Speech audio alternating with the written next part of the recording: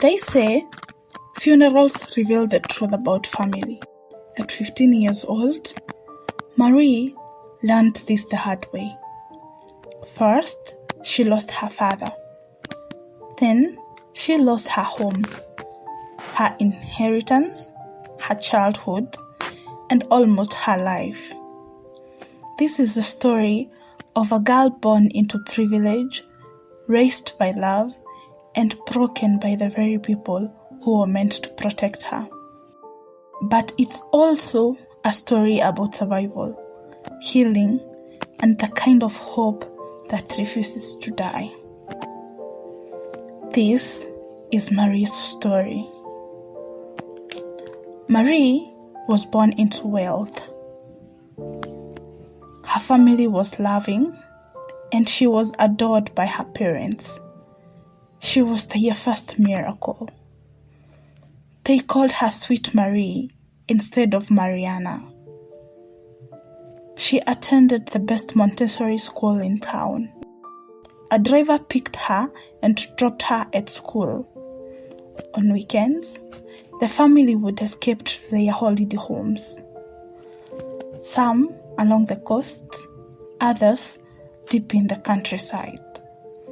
The countryside was Marie's favorite. That's where her grandparents lived, where her cousins ran barefoot through the fields, where laughter felt endless. Later, her parents would have 3 more children, 2 boys and a girl. But Marie remained the center of their world. Life felt safe, predictable, secure. She had no idea how fragile it all was. When Marie was 15, the call came through during her afternoon class. She was told to go home immediately. The driver picked her up with her siblings, but no one spoke. The air felt heavy, like grief had already arrived before the news. When they reached home, the compound was filled with women dressed in black, wailing, "He is gone! He is gone!" Marie ran through the crowd, searching for her mother. Inside the bedroom, she found her. "He is gone, Marie," her mother whispered. Who? Who is gone? Gone where?" Marie asked. "Your father," her mother answered. Her world stopped. Her mind went blank. She ran to her bedroom and cried until her body gave up.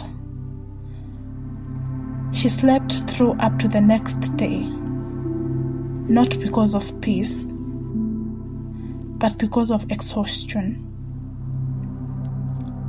Mourners filled the house for the following weeks.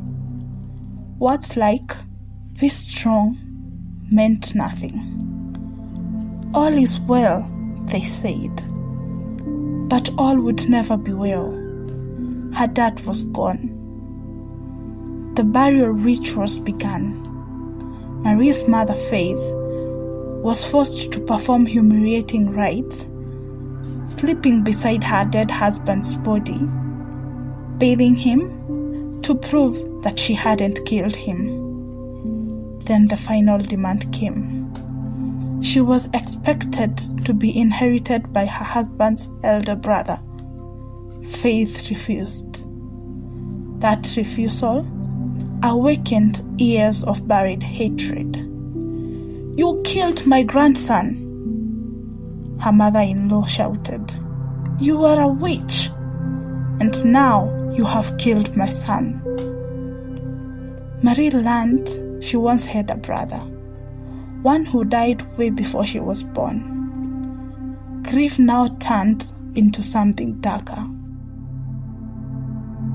When they got back in the city, they tried to rebuild.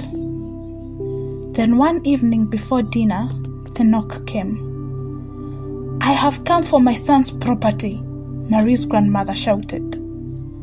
4 men forced their way inside. Furniture, everything gone.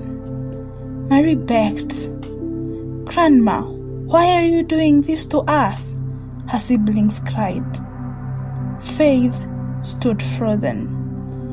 The bank accounts they could get their hands on were emptied.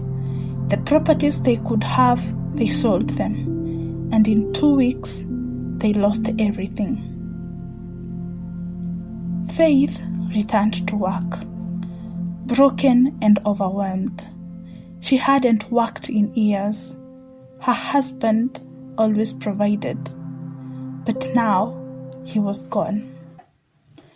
Faith soon got into a new relationship with John. He numbed her pain with alcohol and drugs.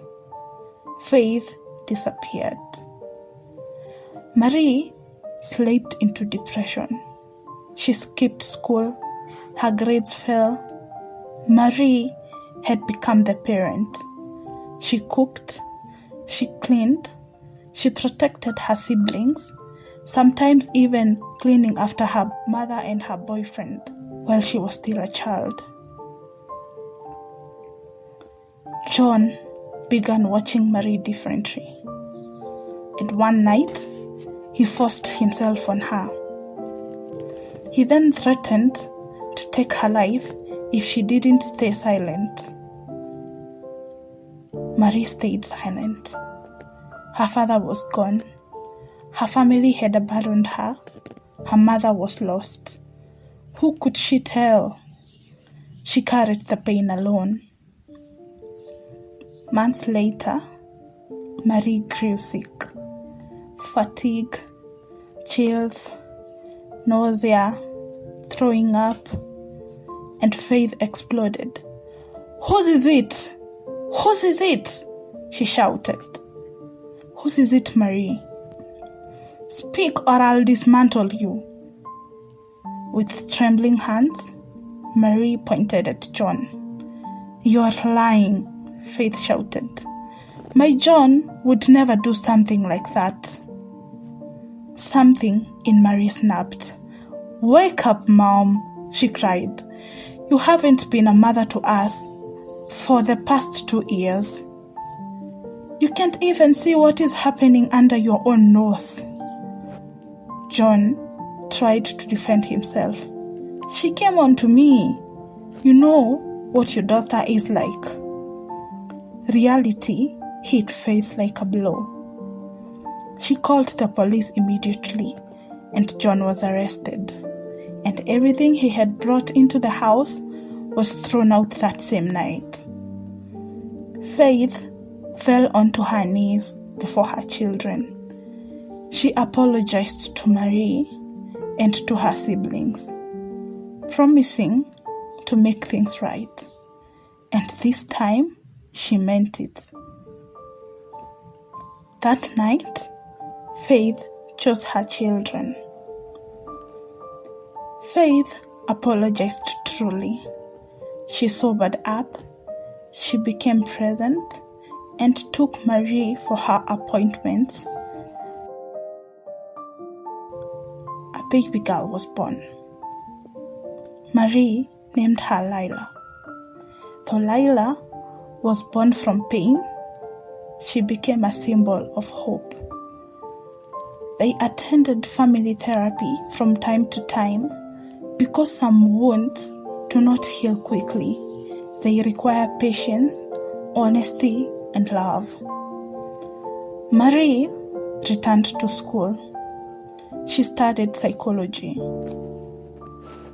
She specialized in family therapy because she understood pain deeply, because she survived, because she could help others through her story find their way back to light. Some stories don't end in perfection. They end in purpose. If this story touched you, share it with someone who needs hope today. Subscribe for more powerful real-life inspired stories, and remember, healing is possible. Some pain never fully disappears, but with truth, love, and time, healing becomes possible. No matter how dark the night feels, morning truly comes. Comment, like, share, and subscribe to our channel, and recommend us to your friends and family. From Matty Tales, bye!